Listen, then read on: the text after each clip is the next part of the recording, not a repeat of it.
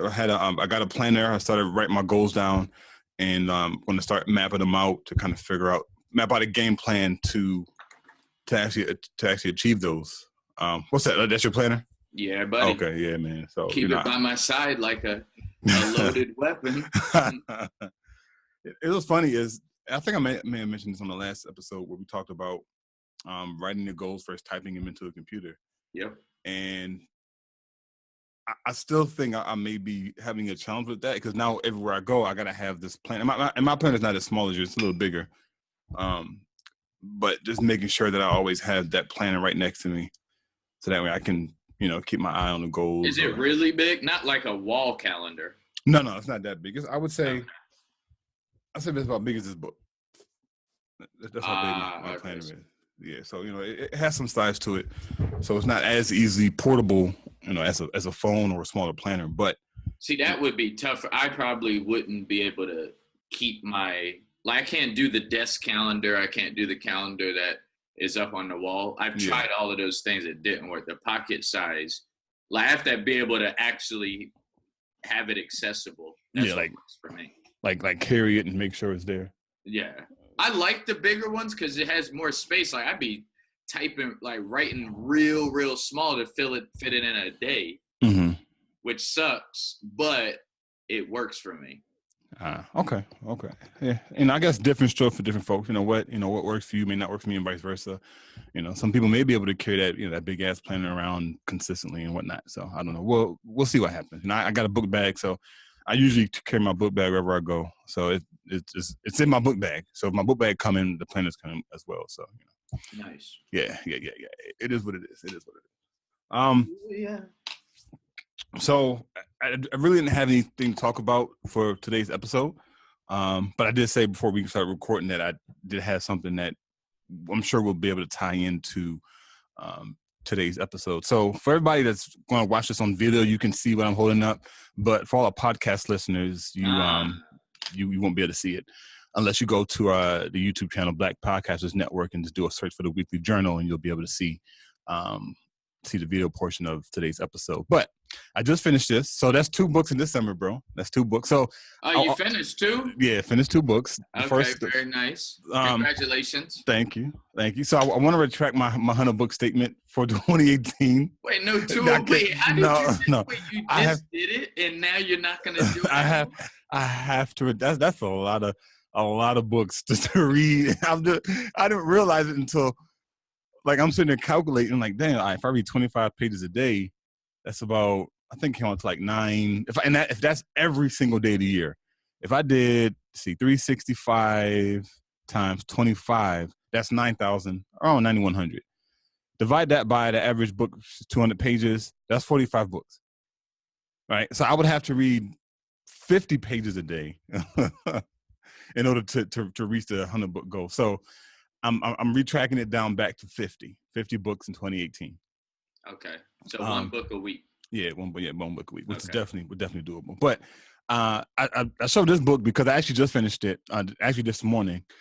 Very inspiring book, very inspirational. And one of the challenges that so when I read, people like to speed read. I'm against speed reading. I don't see how you can. And unless there's a way that people do it and it's effective for them to remember what they read, I just don't see the benefits of speed reading just to say, I read 200, 300 books in a year because speed reading. No, that's not. So when I read, I comment, I circle, and I don't know if y'all can see that, and I circle. Before you move forward, I'm curious to know, since you're against speed reading, which I am not, especially if you're able to retain the information, which I know people who do. Yeah. But are you against paying people to read for you and translate the information to you? Yes. Oh, really? Yeah. Okay. So. Wow. Yeah. So, all right. So maybe I'm against speed reading because I haven't personally had experience as far as reading something fast and retaining information. If you can speed read and retain, I'm all for it. Of course, So if that works for if I just haven't found a strategy for me that worked to where I read through a book and was able to pick up certain things by speed reading through it. So why are you against paying people to read for you and pass the information to you?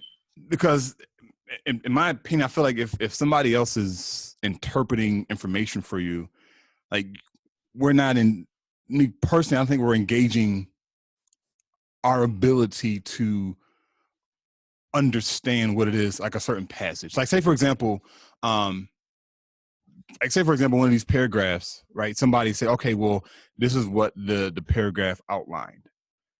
The question is like, okay, well, is that what it actually says, or is that person's perception of what that paragraph says? Because everybody has a different perception.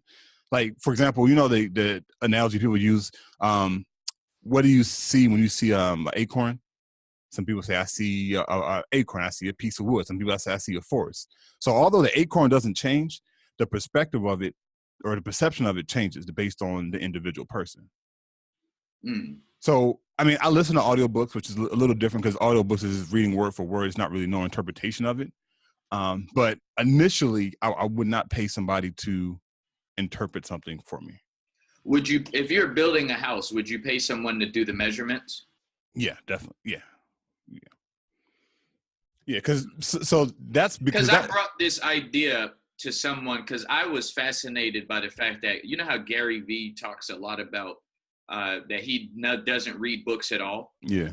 So I brought this conversation up to someone I was talking to a couple months ago, and they brought that idea to my head. Very successful person. Yeah. And I was like, I never thought of that.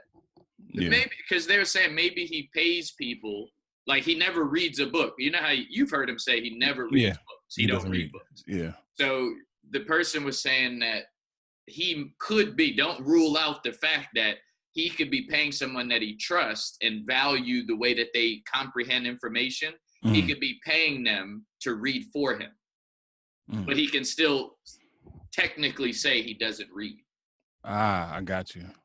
And then it started making me think like, well, we pay successful people and it's called delegation. So they just delegate people to read for them and get the information to them.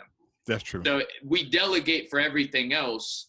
So I'm starting to be open to like paying people to do other things. Yeah. Well, I guess was Napoleon Hill. Matter of fact, Think and Grow Rich is also a part in there. Remember the guy, he got brought to jail? Yeah. And they were asking him like, they were putting him on these charges and they wanted to prove that he was dumb. But it was one of the most incredible people in the world still today. And he was like, well, why would you're asking me all these questions that have no relevance to what I do. Yeah. He was like, all I need to do is to be able to, I have everyone in my resources that I can contact to get the information that you're asking me for. Yeah. Ask me stuff that I need to know about. Yeah. So does that change your perspective on it or no? You're still against it? Well, so I guess with certain things, like with reading, because I enjoy reading, like I wouldn't even pay somebody to interpret something. Like I would spend the time researching, trying to figure out what it is a particular passage meant or what a particular book was trying to come across. But I would still read it myself. But there are certain things, like with the house analogy earlier, because that's more objective, that's more measurable. Like as far as, all right, well, you measure like a wooden slack, 6 inches is 6 inches, right? Regardless of our background, regardless of upbringing, a 6-inch wooden slack is going to be a 6-inch wooden slack. So somebody can come in, I'll bring an expert in and say, hey, I need you to do these measurements in the house. Their measurements are going to be the same measurements that I would get. Okay, so it's not a fact if this is what Gary Vee does, but it's just an idea. It's just a thought that, you could talk for hours and, have a good time talking about it. But in the case, if that was what he does that, in your opinion, count as reading? Or does it not count as reading? Well, I guess we have to define what reading is. So if the goal of reading is to read a book, and I got this book and I read, and to acquire information from it, then yeah, I can see. Then I would. It's kind of hard to put it in that category of reading because you didn't read it, but you still benefited from the knowledge that was in that particular book. See now, okay, so it's not necessarily we don't read just to read. Yeah. We read to acquire knowledge. Yeah. So are you against paying people to acquire knowledge for you? No, no, no, no, because I mean, when you look at just help me out right there. That's like, actually good. well, when you look at when we're looking to hire coaches, right? Like ultimately, what we're doing is we're hiring somebody who has a particular level of knowledge to where we can get it ourselves by reading and doing the same stuff that they did. Or if they hired a coach, like somewhere along the line, somebody had to read something or come across information where they put a lot of sweat equity into learning what their craft is. So now we're at the point where, okay, well, this person has 20 years of experience. Let me tap into this person. Let me cut my learning curve by 15 years, right? And then that 15 years, I save time where I could be building on the particular knowledge that I acquired. So I'm not against paying people for to acquire knowledge. I mean, that's what we do, right? This is not an autobiography. This was a publishing company who collected a lot of Marcus Garvey's writings and speeches and put it together. I paid them $6 for it. Right now, could I had went and gathered the information myself? Of course, I'm pretty sure online somewhere you can go, you can find scanned documents. He's heating up. He's heating up. Yeah, no, but it's a good point that you bring up, bro, man. You know, and at the end of the day, the goal is to know thyself, right? So, and one of the ways is gathering knowledge, whether you read it from a book, whether what Gary Vee does by paying somebody to read something for him or interpret something and giving him a little information. Allegedly. Yeah, allegedly. At the end of the day, man, if you benefited from whether it's reading or getting information from somebody else, then I'm all game for it. Okay. Yeah.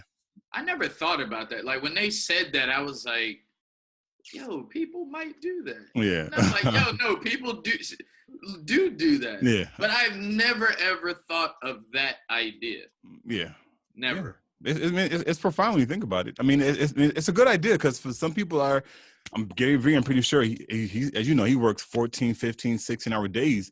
So he doesn't have time to sit down and, although he doesn't like reading anyway, but he doesn't have time to sit down and read a book for an hour or 2 hours a day.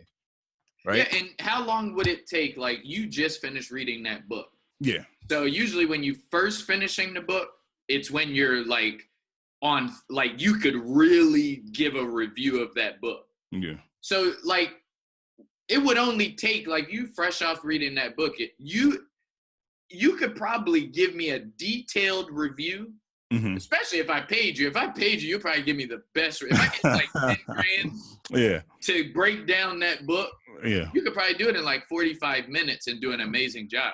Yeah. But how long did it take you to read it? It's about 2.5, 3 weeks to read it. 2.5, 3 weeks. Yeah. And you break that down to how many hours. Yeah. For both parties, depending on who you are and why you need the information, it may be worth me giving you 10 grand to break down that book to me. Yeah. And if you break down how many hours it took you to read it, it may be worth $10,000 of your time. Yeah. Yeah. I see. And just a thought. Yeah. No. It's a good point, because people can, if we're talking about entrepreneurship, people can start businesses by, hey, people that don't like to read, they have a, I don't want to shout out the company because they're not endorsing us right now. But there's a company, there's a website. Black Podcasters Network. That's what I'm talking about. There's a website out there where it actually takes, so people read books and then they upload excerpts from the book. So instead of reading this book, I could have went to the website and did what you just said. Hey, give me a 3 to 4 paragraph summary of the book, and you can read the highlights from particular, and these are pretty famous books that you can get highlights from. But again, that's for people that I like reading. I like going. See, for me, one of the things that was interesting about this was that it was chronological. So it started from when Marcus Garvey first touched down in America in, I think, 1915, 1916, around that time. And it went all the way up until 1925. And it's so interesting how you can see the evolution of the writings and the speeches, like how some of the context changes, how the words and some of the examples that he given changes from in like a 7-8 year period. Like that, to me, that's priceless, right? Some people may not value that, but me, like I'd like to see transitions and how things unfold. But for some people, they may not, right? Some people just say, hey, no, what was Marcus Garvey or what was this book trying to come across? Like, okay, well, that's you, you know? So. Were you attracted to him because he was his Jamaican roots? I was. Yes, yeah. You cheated. You tried to kill two birds with one stone. Okay. It was. I'm like, I can't lie. I mean, that was part of it. The bigger part of it, because whether or not he was Jamaican or not, just what he tried to accomplish was like fascinating enough. And the fact that Dr. King gave reverence to Marcus Garvey, and a lot of other Black leaders give reference to Marcus Garvey, except Barack Obama. Yes, except Barack. Yeah, that this was somebody that, Jamaican or not, that you would have to at least find out, okay, who was this guy? But the fact that he's Jamaican and you're Jamaican, it throws it over the fence. You got it. It does. Like, he's great standalone, even if you don't know. But yeah, when you find out he's connected to the same roots you are, that has to make you feel a little bit better. It does. I feel amazing, man. You know, and just when we're talking about, you know, when I met my father, I actually found out something that my uncle, my grandfather's brother, he was an activist in Sarasota, Florida, and he was president of NAACP back in the 1950s and 60s. So he just recently passed a couple of years ago. There's actually a street in Sarasota, Florida named after him, John Henry Rivers. Ooh, sound like a road trip. John Henry Rivers, Sarasota, Florida. They actually named the street because he was really a prolific figure in Sarasota, Florida back in the 50s and 60s and 70s. And you haven't went yet to get a selfie? No, I'm going to. Yeah, That's gotta be a road trip. Come on, man. It's gonna be a road trip, man. Yeah, that's better than Ancestry.com. It is. That's like firsthand experience and, you know, learning about you know, a relative. So that was really interesting. Or if one of our listeners, where's it, in Sarasota, Florida? Yeah, Sarasota, Florida. John Henry Rivers is the street. Go get a selfie and post it on our Facebook fan page. Yeah. If ever you listen to this and you're in Sarasota, Florida, or you go through Sarasota, Florida, we would love to actually see that, if you can beat Chuck to it. I have a feeling Chuck may get to it before you. Yeah. That's a trip definitely they're gonna make down there this summer. Hopefully, not hopefully. That's a trip we're gonna make down there this summer. And Sarasota. Yeah, Sarasota. Yeah, man. He said a yeah, man. All right. So the book that I'm reading now, I think I talked about it last time. I don't know if you remember.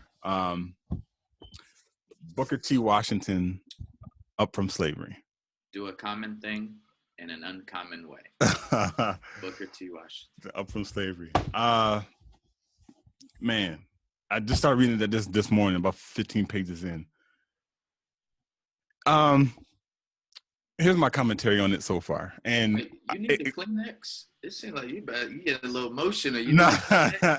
Well, I was reading it, and he was talking about when he was where he was living from his recollection of the childhood, and how he lived in this 14 by 16 hut. They had no floor, so they were just sleeping on the ground. And he used to have to walk 3 miles with bags of corn to have it milled and all that other stuff. And he was expressing appreciation for like the situation that he was in. Like he highlighted, said that, look, a lot of people think that, you know, we were rebellious or mad at our slave masters. And he says that's not the truth. I'm thinking in my head, I'm like, I can't even conceptualize being held in captivity and not being mad at the people that are holding us captive. Right. So, and I kind of stopped a little bit because I had to, you know, get ready for the recordings, but it was getting to a point where I'm like, wow, the mindset was like, it was an accepted reality for them.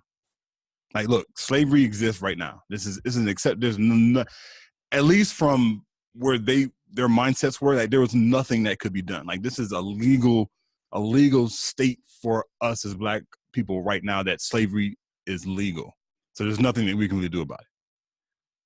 Right. And I don't know, man, for me, it brought things back into perspective. And we can tie in, business and entrepreneurship into this, because when you look at it, is that it's all in the mind.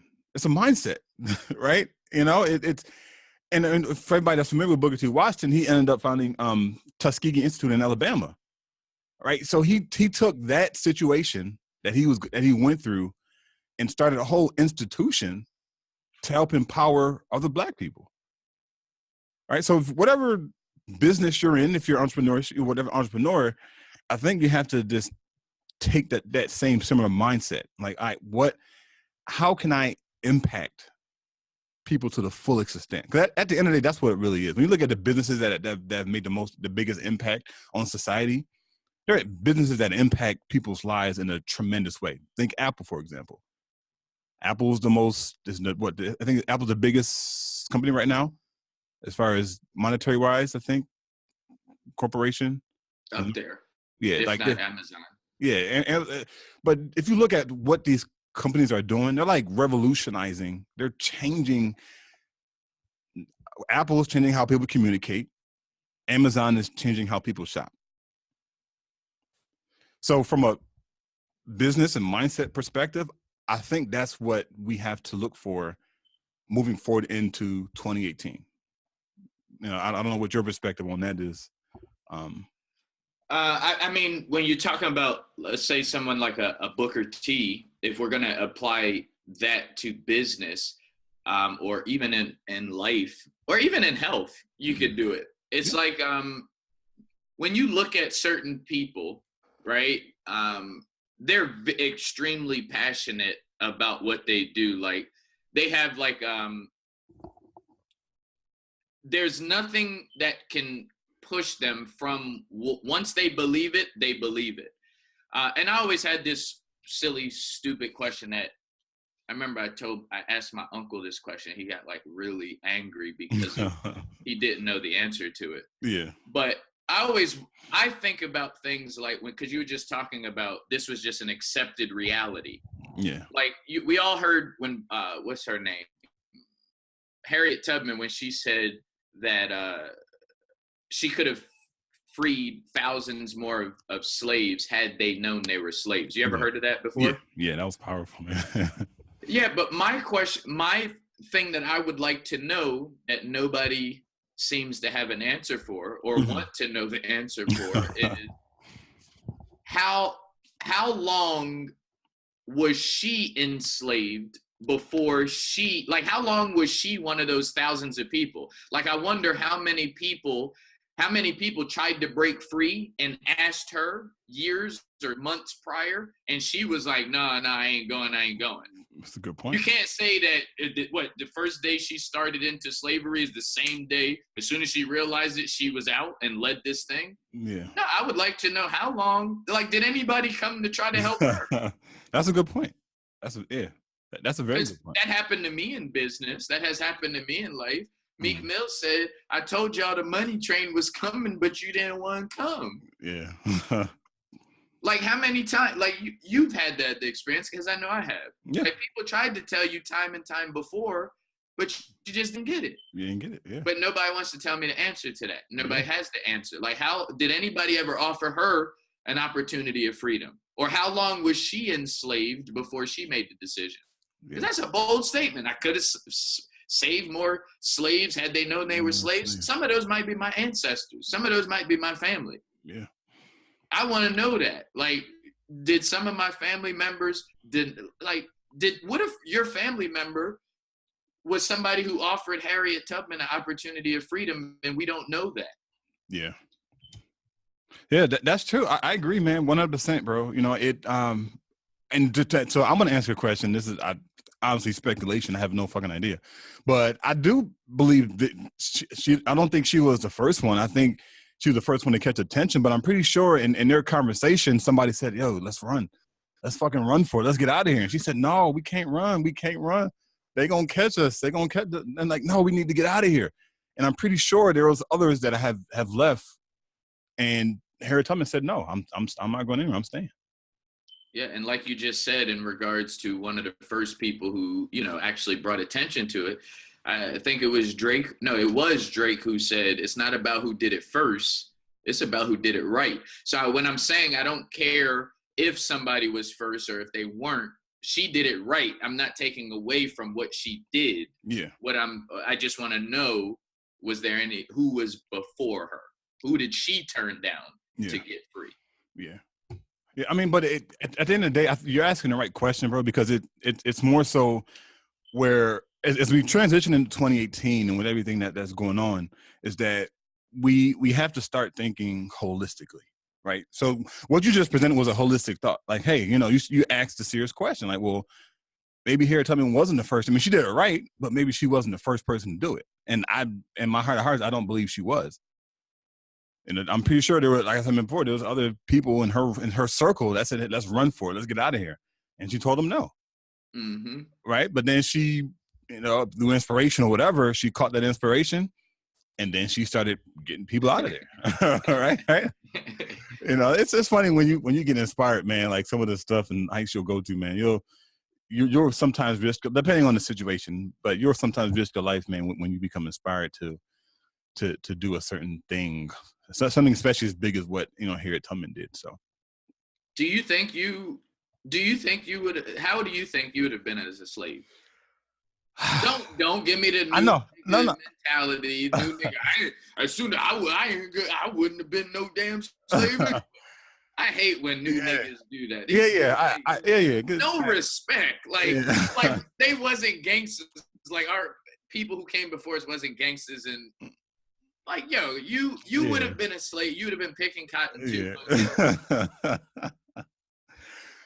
Well, I don't know. That's a tough answer. That's a tough question, man, because just like when I tell you my eyes was like starting to warp a little bit when I was reading this, I'm only 15 pages in.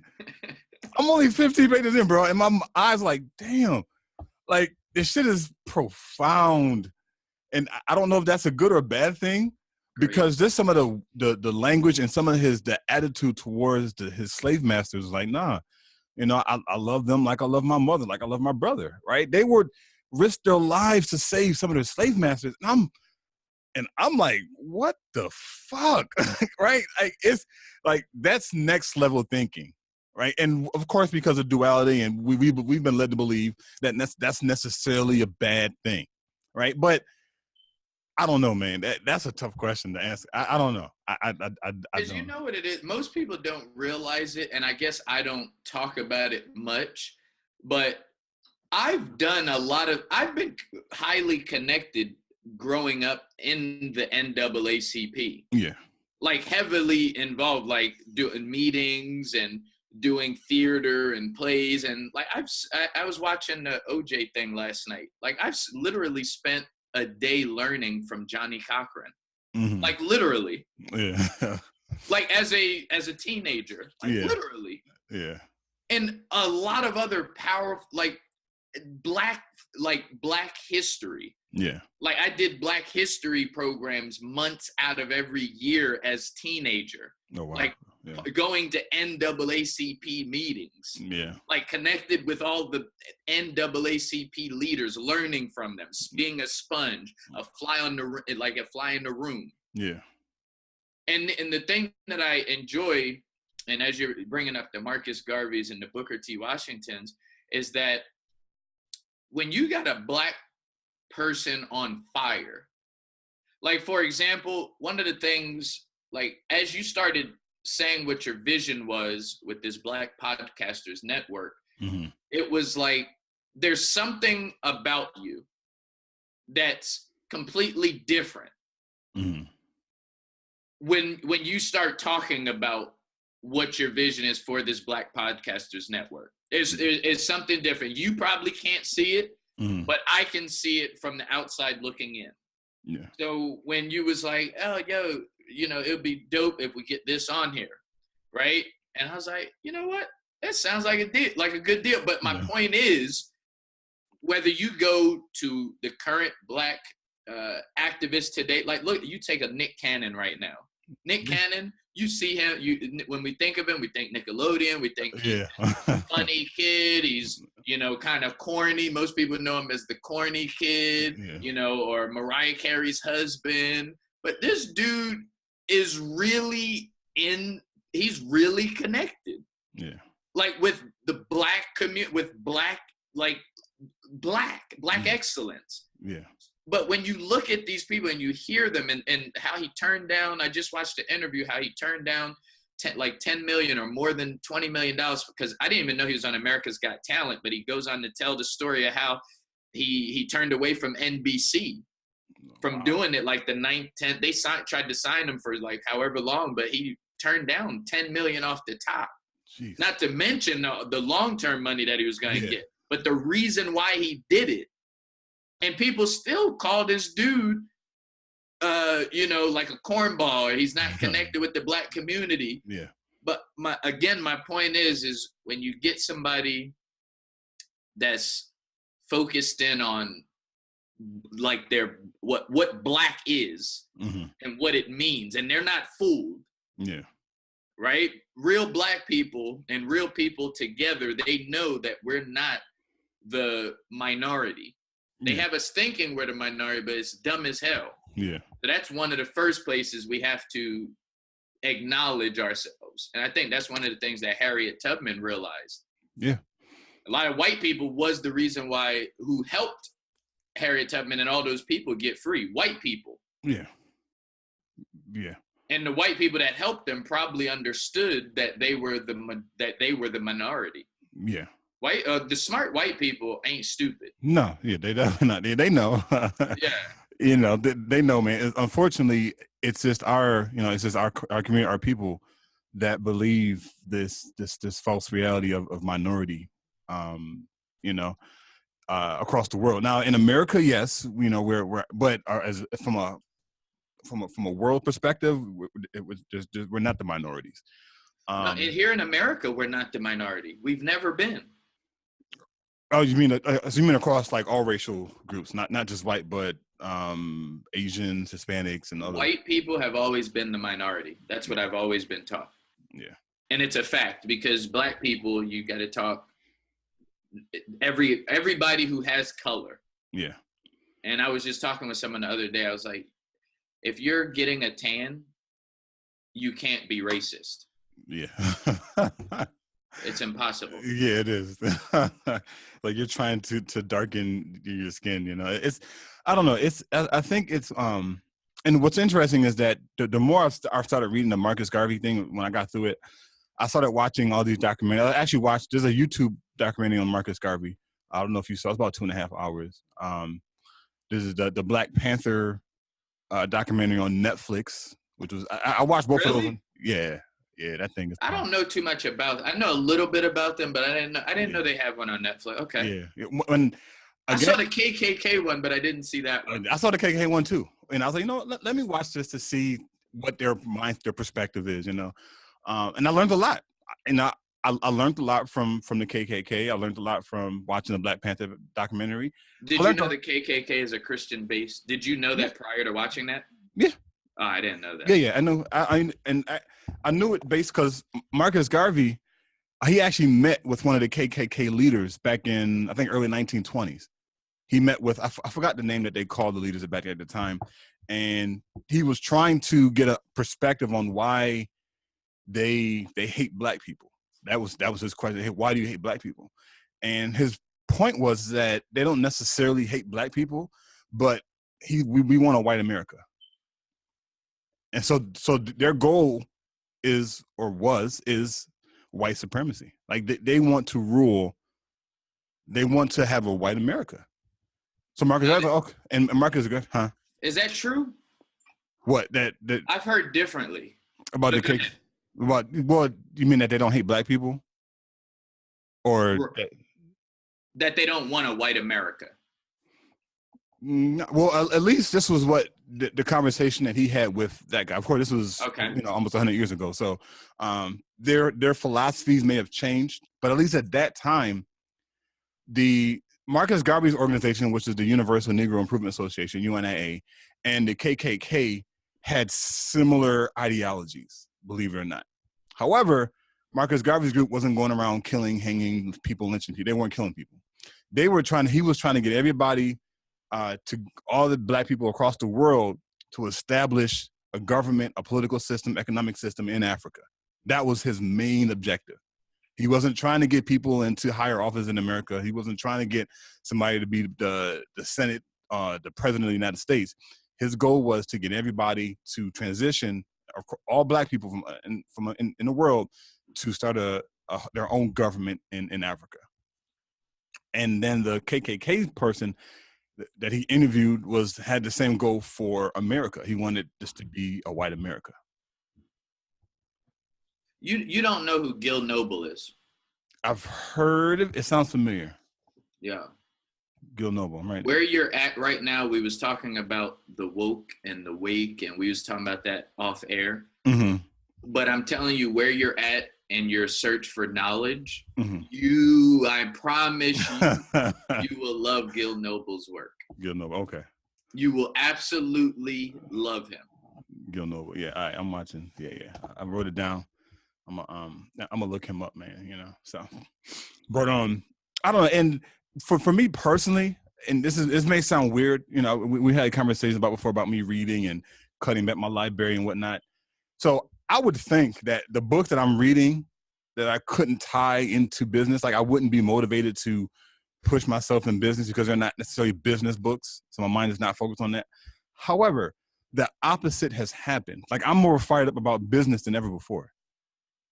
Just by reading the Marcus Garvey thing and his organization and how he assembled and set up organizations in certain parts of the world, and he was able to rent out a hall in New York City, and they had yearly conventions, and we're talking about 100,000 black people coming in one space.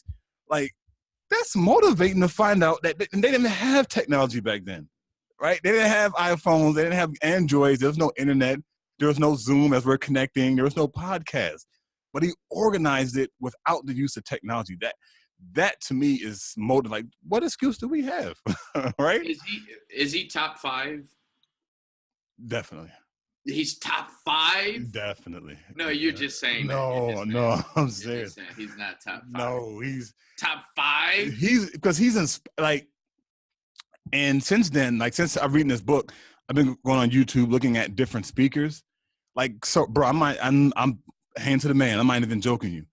His name has come up and I'm not even searching for speeches where speakers are mentioning Marcus. These are just random speeches that I'm looking at where they're referencing Marcus Garvey.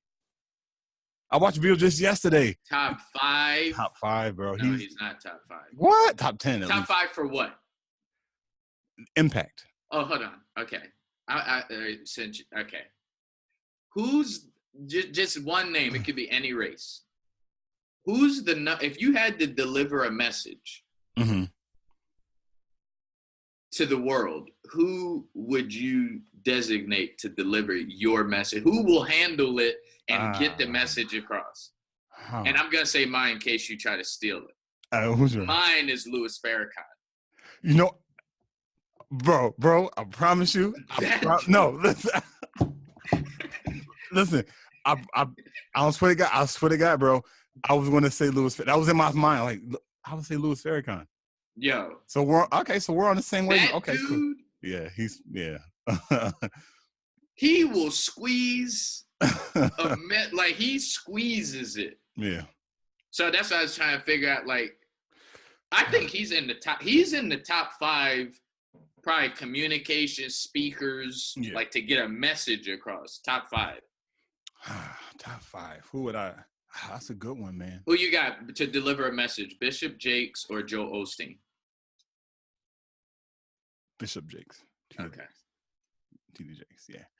Just because he has more emotion, or let me not say that more. He displays more, and because I come from my grandfather was a preacher. And the church I grew up, like we had those powerful, the Bible says, Jesus' name, you're gonna let them touch you. And so that's what I'm used to. So that's what I relate to more, gravitate towards those type of speakers. So that's why I say T.D. Jakes. Okay. Yeah. But I don't know, bro. That's a tough one. Marcus Garvey's definitely up there, and that's why I feel back to your Marcus Garvey is I feel as you see all the other presidents who pardoned certain people, I always felt that Barack should have pardoned Marcus Garvey. Yeah, and he did not. Yeah, I agree. As great as you just said he was, and great as I agree that he is. Yeah, I agree. I agree, man. And you know, he it's interesting is that he is something, you know, when people get to a certain level, and not just, you know, people that fall under the category of Marcus Garvey's, but when you look at the Bill Gates, the Steve Jobs and whatnot, like at a certain point in their lives, they become prophesizers, philosophies. Like in one of his last writings, he foresaw the challenges that we're facing today. And he wrote, you know, long after I'm gone, my message is still going to continue on. And we're sitting here having this conversation. This was over 100 years ago when he wrote this. And he said, my message will continue on. But was that at house? But was it specific? Because that's kind of general. I think some more of his writings and his prophecies or whatever you call it were more specific. Do you recall anything really specific?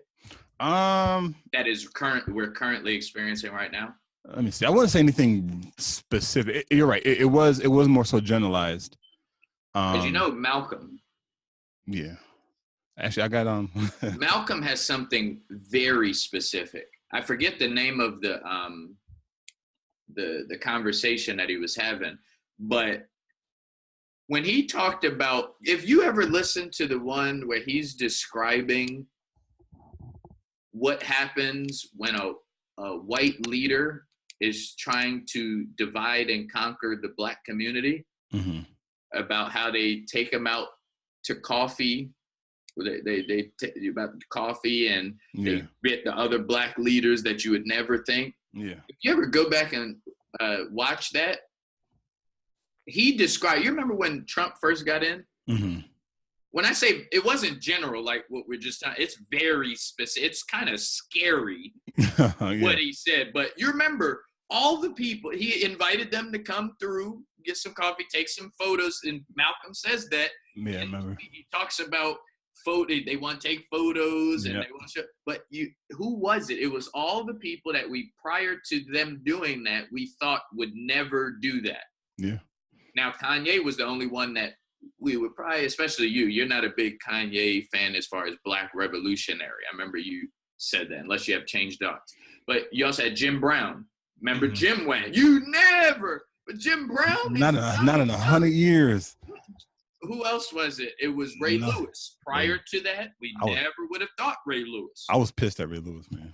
And then I can only imagine you were more pissed when he did the kneeling thing, but instead of kneeling, he said he was praying like man. It was Ray, right? Yeah. Then it was who else? It was Steve Harvey.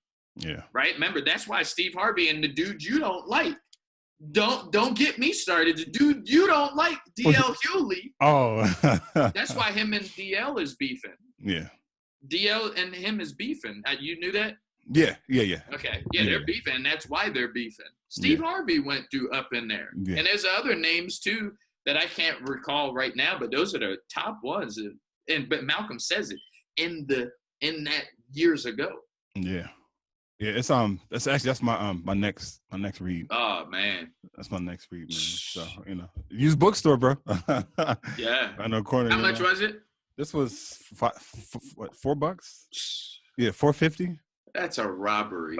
$4.50. So and I got to fight because I had took a bunch of books to the bookstore and I said, hey, can I? And I because you donate books, you don't usually get anything in return. I was like, hey, I'm donating. It was like 12 books. Hey, can I get some type of credit? He's like, sure. I'm like, oh, cool, shit, okay, cool. So I got that. Like GameStop? Yeah. Are you serious? Yeah, I asked him. I was like, hey, I know you probably don't normally do this, but this is about 10 books here. Can I get some type of store credit, whatever? He said, sure, I give you some store credit. I'm like, okay, cool. And I, got that book and 2 other books, and I'm like, cool. Wow. Yeah, man. So, I don't know, bro. I think as entrepreneurs, We Hold on. So hold that thought real quick. I just want to give you a little credit real quick. What you just did in the bookstore was entrepreneurship. Oh, thanks, bro. That was because you could have threw them away, right? But you didn't. You said, I know you don't normally do this. You took your shot. Yeah. And he gave you something for it. And you got a great exchange. So I just wanted to acknowledge that. Thank you, bro. Because you can't be afraid to ask if it's not existing. You don't know if it exists. You gotta right. I like hearing stuff like that. But go ahead. Yeah, I mean, worst you could have said was no. I'm like, okay, like I wouldn't have walked out. I still would have went back and bought the books that I bought, regardless of sort of credit. You know, I actually picked that up from an entrepreneur. He says, so I went through this start a business in 30 days program a couple years ago, and he says one of the daily tasks was to, wherever you are, Starbucks, and you're in the store or whatever, is to ask for a discount. Like, regardless of the situation, regardless of the context, it's to ask for a particular discount. So I did that, you know, when I went into, I would go into a Starbucks or go to a fast food joint, and I'll say, hey, can I get 5% off? Can I get 10% off? And the reaction is sometimes funny, because people will look at me and say, what? For what? I'm like, oh, I'm just asking. You know, there's no particular reason. I'm just asking if I could get a discount, right? And some people would actually leave the register and go talk to their manager to ask to say, hey, this guy's up front asking for a discount for no particular reason. I don't know what to do. Right? And of course, they could have just said no, and I wouldn't have sat there and argued with them back and forth for demanding a discount. But you know, at the end of the day, you're right, bro. I think at the end of the day, it is about, you know, just taking action, right? Just taking some initiative and realizing that it can't end any worse than what it already is. So meaning, if you know you already don't have a discount, by asking them, can you have a discount? They say no, you're not losing any money. You're just paying what you would have paid, regardless of the situation and whatnot. So, but yeah, you back, bro? That was terrible. Okay, cool. Yeah, you know, I saw you drop off, and I was still going. You know what? Let me just keep it going and whatnot. So, go ahead. No, but I wanted to pick up on. So I actually picked that up from a business program that I went through a couple years ago, where you literally would go into like a Starbucks or a fast food joint or some store and ask for a discount for no reason. And I did that a couple of times. Like, I would go to a Starbucks and she's ringing me out, and I said, "Oh, can I get a 10% discount?" And some of the reactions that I got was crazy. Like, they were freezing. Like, what? I was like, "Can I get a 10% discount?" No, for what? I'm like, "Oh, I'm just asking if I can get a discount." What did you get? I didn't. What do you typically get when you? So I think I've done it. I think I only did it like 3 or 4 times. I think. What did you order? Oh, it was something small. It was just like a mocha latte. I'm not a really big Starbucks fan, so I can't remember. Okay. But it was like a one drink. It wasn't like a big order. Okay. And actually had one of the cashiers go talk to their manager. I'm like, wow, okay, you doing all that. The manager came up front. So, sir, were you asking for a discount? Like, oh, I'm just asking for a discount. And that's it. And like, I'm sorry, sir, we can't give you. Okay, cool, thanks. Yeah. What's my total? Here you go. Walk out, right? Take your shot. Take your shot, right? So that's, I don't know, man. You know, I think the whole overarching theme of today's episode was and is focused around mindset and having that holistic view, and knowing that we can get information from books that are not business related, right? The last 2 books, the next 2 or 3 books I'm going to read are not going to be anything related to business, but there's certain principles that you can pick. Like, for example, in the Up From Slavery book, this morning, I was reading a passage, and right next to it, I wrote forgiveness, because that's what stood out to me in that particular paragraph was forgiveness. All right, and that we can tie that directly into business. All right. Whether or not you're in a business relationship with a partner, or, you know, if you got customers and whatnot, or if you have vendors that fucked you over and whatnot, you know, you can forgive. You know, you may not forget, but you can forgive, right? So it's pretty cool, man. I don't know. I'm really excited about 2018, bro. I really am, man. Yeah, I am as well. Fired I'm up. fired up and I'm ready to go. Fired up, man. Did you finish your book yet? Your book yet? Or are you still going through that one? Nah, I'm slow grinding it. Oh, it's slow grind. Play another slow jam. Yeah, but I'm not done. I could have finished it a couple days ago, but I'm truly slow grinding it. I just added the author on Instagram. Ah, sweet. So, okay. Like this lady, man, she got it going on to the break of dawn. You know? You like that? Let me ask you this question. Yeah. Because this is what I read this morning. I just threw it on my Instagram too, by the way. Do you believe the lady you're with now is not the only person you've ever dated, right? Mm-mm. Okay. How do you feel about adult breakups? Do you believe in it or no? Yeah. Oh, you do? Yeah. Do you practice it? No. You don't practice? Okay. Yeah, no. So are you confused? Are you confused that it doesn't exist more, or that you don't practice it more? Or is it just like, oh no, whatever. It is what it is. I think it's more of and I hope I answered the question. I don't want to get too philosophical, but I think it's more of a social programming where people think that adult breakups have to be bad, because that's what it is on TV, right? They break up and you got the girl smashing the dude's windows, slashing his tires, burning his clothes. It's in the movies too, right? Waiting to Exhale when she burnt her shit up in the car, right? That's very immature ways to end a relationship. That's just my opinion, right? Regardless of who cheated on who and whatnot, at the end of the day, look, you cheated on me. It hurt me really bad. Let's just call it a day. Let's just go our separate ways, right? Why do we have to bash windows, slash tires, and burn clothes? I don't get it, man. And God forbid, me and my lady ever break up, but if we do, I hope it's in that context to where, hey, after this is ended, we can still be cool. Man, she wrote that thing this morning. Well, I read it this morning, and I was like, I've tried to tell that to every person that I've dated. Yeah. Like, since I've been a little kid, like, yo, can't we still be cool? Yes. I don't get it, man. I don't. And maybe I'm normally the wrongdoer, but even I've been done wrong and a relationship ended, but I still, like, I would grab a cup of coffee with them at Starbucks. Yes, like, come on, like we're human, man. Like we're all connected, man. Why? I don't get it, man. I don't. I'm glad you asked this question though, because it's interesting. It really is, man. I'm about to read you. Okay. Okay, so she's a neuroscientist. Well, neuroscience. She does TED Talks and all of that. Her name is Wendy Suzuki. Powerful. I mean, her background is extensive, but you have to read the book to understand that.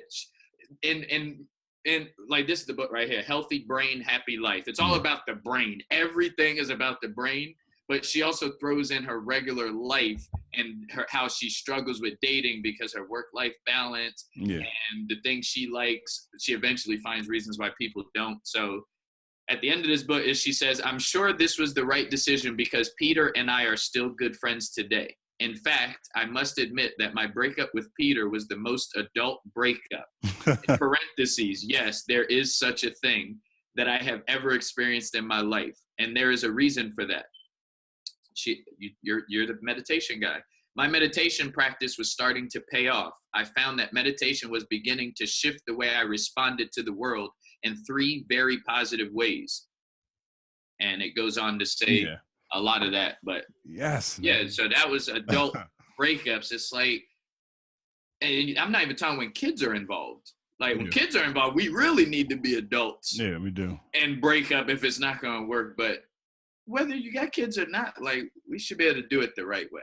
Yeah, I agree 100%, man. I agree 100%, man. And I hope, this message, whoever's listening to this, You know, if you're going through a situation and you feel it's not going to work out and whatnot, or the person cheated on you, you cheated on them, and whatever the situation is, just be responsible. And if you're going to end it responsibly, right? Don't bash windows, don't burn clothes, don't slash tires, don't show up at the person's mama house with an axe in your hand and a gun in the other hand, right?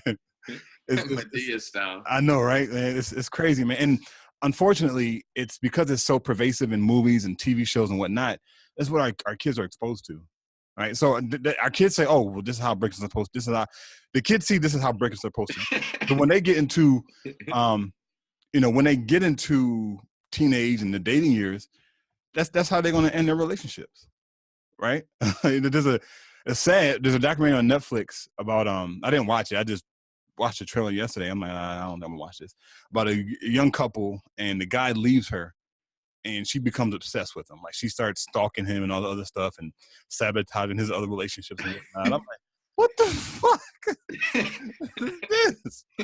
Y'all seriously going to do this right now? But, See, I never thought about it. See, that's why we're great working together. Because I never thought about it from the kids' perspective of them seeing it and them doing it as well. Yeah. So if they're dating, they're like, something ends, they're like, oh, the fuck her. I never thought about that. That's good. And you think about it, and that's what happened when they're at school and they write shit on the walls like, fuck that bitch Sally, she sucked my dude. Like, come on, man, what are y'all doing? Sorry if there's any Sallys listening. It was not directed towards you. Oh man, but yeah, awesome show today, bro, man. Really, really, really good show, man. I don't have anything else. Health tip, because I always forget, so I'll go first. You already remind me about the health tip. There's a tea called burdock. Oh, here you go. Burdock root tea. Here you go. Here you go. The burdock. Actually, not just teas in general. So let me just say burdock. I've heard you talk about the burdock before. Don't run from the burdock. I'm just acknowledging that you're very passionate about the burdock. Well, I put sweetener in my tea. I use agave sweetener in my tea. Okay. I'm trying to get away from using sweetener because it's best to consume your tea in as natural state as possible. I don't know how I'm going to do that. If you have a strategy for how you make that transition from sweetening your tea to drinking bitter tea without any sweetener, please post it on the Facebook fan page, The Weekly Journal, or you can post it on the Black Podcasters Network. Send us an email, comment on this YouTube video as well, and just let us know what your strategy, if you have one, that you use to consume tea that's bitter. Because there's a lot of herbal teas that are very bitter, and I tried drinking it without sweetener. It's just hard to get down. So I am going to try it next week. Actually, this week coming up, which will already been done by the time you listen to this. So I will keep you guys abreast on that. So drinking tea in its natural state without any sweetener is my health tip for the week. Because that way you get all the full benefits of the tea, of the properties of the tea.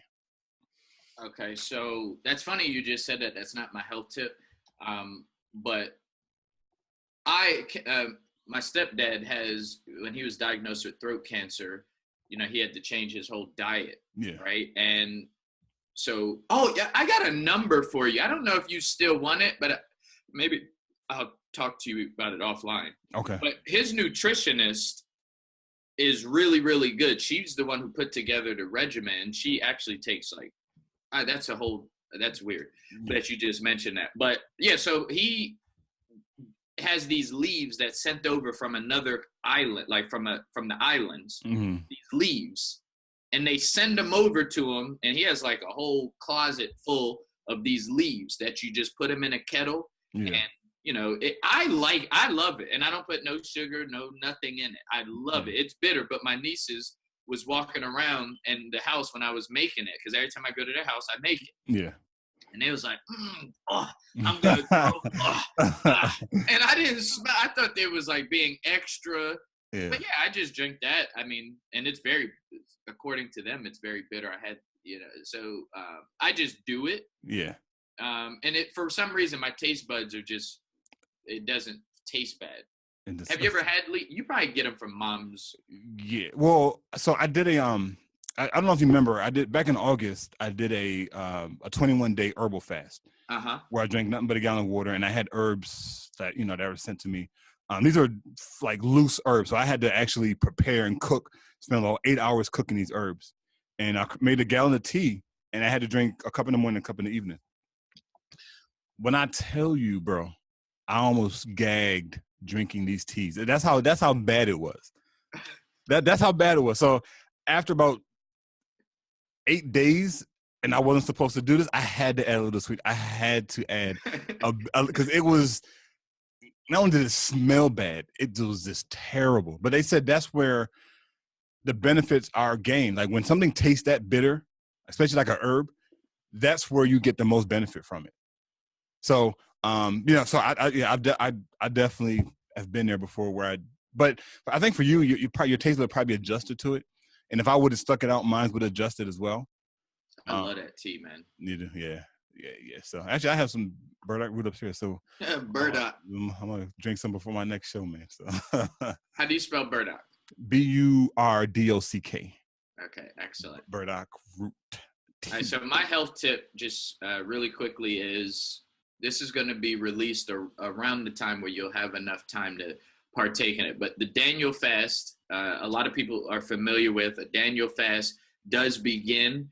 I'm not going to talk too much about it. You guys could do the research. You could Google Daniel fast. If you need some information, write us a review or ask us about it on our Facebook fan page for the Weekly Journal.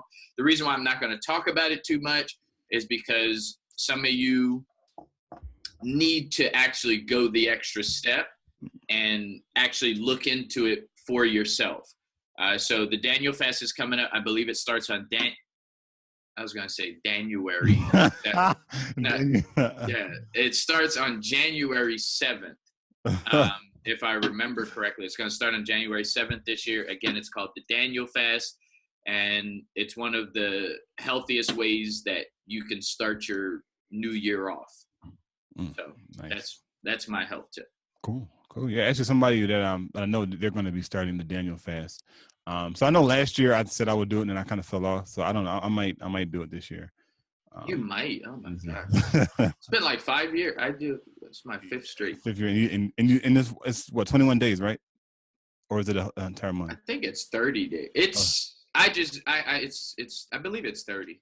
30 days. Okay. I could be wrong. It's just a routine now, so I just go with the flow. Cool. All right, bro. Again, great show, everybody. Thanks so much for listening and tuning in today's show. I know it was a little bit different, but again, everything we talk about ties into business and entrepreneurship. For some reason, I've been having a struggle saying that word. I don't know if you noticed. I've been pausing and struggling to get that word out today. What's the word? Entrepreneurship.